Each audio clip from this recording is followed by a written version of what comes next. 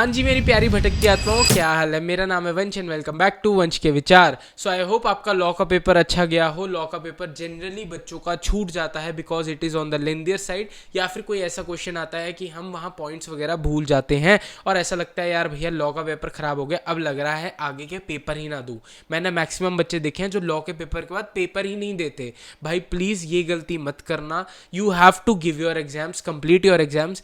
जैसा भी गया हो लॉ का पेपर, हम 40 मार्क्स तब भी मैनेज कर लेंगे। मेरा वादा है 37 आए, 38 आए, 39 आए, ग्रेस मार्क्स मिल जाएंगे। लेकिन फोकस करो अभी अपने आगे के पेपर पे, क्योंकि जो एमसीक्यू टाइप पेपर्स होते हैं उन्हीं में हमारी एग्रीगेट बनती है, इससे हम वो मार्क्स स्कोर कर पाते हैं जो हम डिजायर करते हैं। आ गया है क्वांटिटेटिव एप्टीट्यूड यानी कि मैथ्स का पेपर। इससे पहले बातचीत करनी शुरू करूं, दो तीन चीजें हैं प्यारी प्यारी सी बताना चाहूंगा। फर्स्ट, अगर आपको चाहिए स्टैटिस्टिक्स एंड मैथ्स की शीट चाहिए आपको जिसमें सारे टॉपिक्स और फॉर्मूलाज कवर्ड हों, वो आपको मिलेगी नीचे टेलीग्राम में, लिंक इन द डिस्क्रिप्शन है। बहुत ही नॉमिनल प्राइस पे वो शीट है। मैंने वो रैंकर्स के साथ बैठकर बनाई हुई है फाउंडेशन वाले बच्चों के लिए।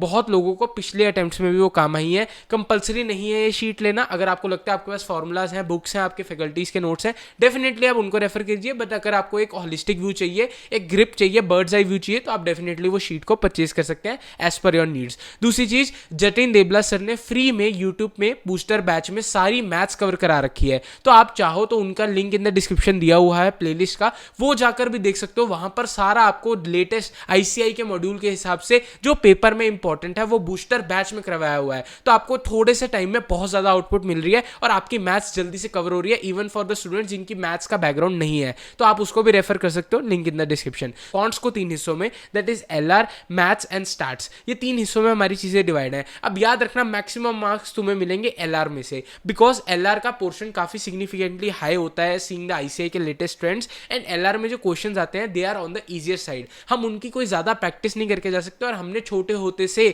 उन जैसे क्वेश्चंस को एप्टीट्यूड टेस्ट में, जो कॉम्पिटेटिव एग्जाम्स में टेस्ट होते हैं, वहां पर देखा होता है। और आईसीआई के जो स्टैंडर्ड वाले ये क्वेश्चंस होते हैं एलआर के, वो जनरली इजियर साइड पे होते हैं, तो हमारा काम करने का आसान हो जाता है। रही बात स्टैटिस्टिक्स और मैथ्स की, भैया पहले इनको कवर कहां से करें। आई वुड से इसमें तुम अपनी फैकल्टी के वन शॉट रिवीजन लेक्चर्स का फायदा उठाओ, क्योंकि अगर तुम खुद करने जाओगे तो मैथ्स को खुद नहीं कर पाओगे, और मैथ्स खुद नहीं हो सकती। तुम्हें प्रैक्टिस करनी होगी, बट तुम्हें चाहिए कोई साथ साथ क्वेश्चन कराता रहे। कितने क्वेश्चन कराता रहे ताकि तुम सारा टॉपिक 1.5 दिन में रिवाइज कर सको। तो आई वुड से कि तुम किसी भी फैकल्टी का रेफर कर सकते हो। मैंने जतिन देबला सर की डिस्क्रिप्शन में डाल दिया लिंक।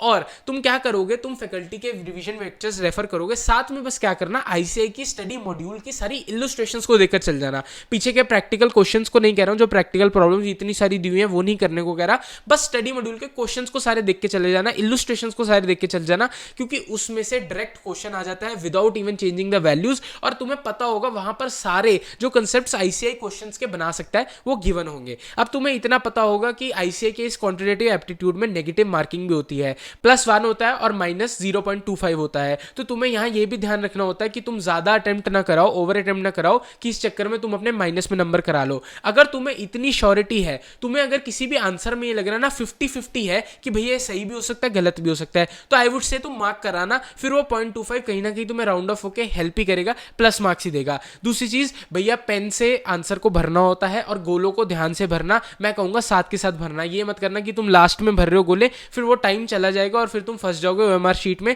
तो मैं कहूंगा साथ के साथ ओएमआर शीट को भरते रहना। इन्विजिलेटर अगर इतना स्ट्रिक्ट नहीं है तो तुम टिक भी कर पाओगे क्वेश्चन पेपर में, बट जनरली वो क्वेश्चन पेपर तुम्हें घर अलाउ होता है, तो तुम टिक भी कर पाओगे, छुप छुप के कर लोगे तो तुम्हारा काम ईजी हो जाएगा।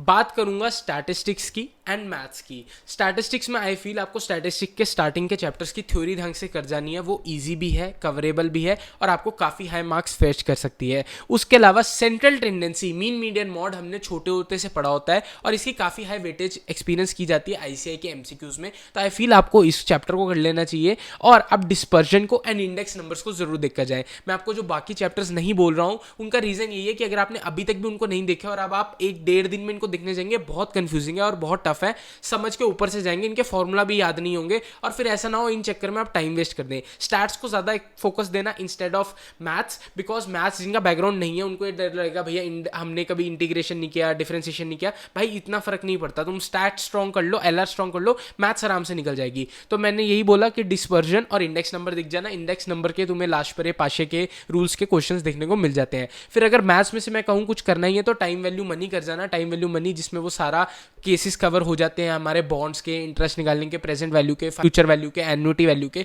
वो ढंग से कर जाना। उसके अलावा अगर तुम्हें करना हो, ये नॉन मैथ्स चैप्टर है, मतलब नॉन मैथ्स स्टूडेंट भी कर सकते हैं, दैट इज एपीजीपी। ये इजी चैप्टर है, जल्दी समझ आ जाएगा। छोटे छोटे फॉर्मूले, रेशो प्रोपोर्शन, बहुत छोटे छोटे फॉर्मूले एंड लीनियर इनइक्वेशंस। सिर्फ इतना भी कर जाओगे ना तो तुम्हारी मैथ्स इतनी हो जाएगी, तुम समझ जाओगे। अगर तुमने इंटीग्रेशन डिफरेंशिएशन नहीं भी किया ना तब भी चीजें समझ आएंगी और तुम आईसीआई के वो गंदे गंदे एमसीक्यू से बच पाओगे। किसी भी एक एमसीक्यू पर अपना इतना टाइम मत खराब करना कि तुम उसी में लगे रह जाओ और पेपर और गाड़ी छूट जाए। हमें फोकस करना है। जो बच्चे समझ रहे हैं कि यार भैया इससे डर लगता है, टेंशन ना लो, इकोनॉमिक्स का पेपर मैथ्स से ज्यादा इजियर साइड पे आता है, तो हम वहां पर और एग्रीगेट कवर कर लेंगे। यहां पर बस तुम्हारा मेन फोकस होना चाहिए, भैया 100 मार्क्स का पेपर है, एटलीस्ट मिनिमम से मिनिमम मैं 80 अटेम्प्ट करके आऊं। अगर 20 नहीं आता चलेगा, 80 अटेम्प्ट करके आओगे तो प्लस माइनस करके 60 प्लस आराम से स्कोर कर लोगे और मैथ्स आराम से एग्जाम्ट हो जाएगी। तो जल्दी जल्दी अपना हाथ चलाना, कैलकुलेटर पे हाथ बनाना, शॉर्ट ट्रिक सीख कर जाना, एन्युटी वैल्यू कैसे निकालनी है, प्रेजेंट वैल्यू कैसे निकालनी है, टीचर सिखाते हैं यूट्यूब पर, इजीली वो भी समझ लेना और तुम्हारा काम ढंग से हो जाएगा। स्टैटिस्टिक्स की थ्योरी ध्यान से पढ़ के जाना, वो काफी हाई फेच मार्क्स कर देती है तुम्हें और जल्दी से एक बूस्ट दे देती है। बाकी एज आई ऑलवेज से, हर एक संकट का हल होगा, आज नहीं तो कल होगा। मेहनत करते रहो मित्रों, पढ़ाई करते रहो। लिंक इन द डिस्क्रिप्शन है बाकी चीजों के लिए। फिर मिलूंगा हंसते खेलते ऐसे ही फीड पर।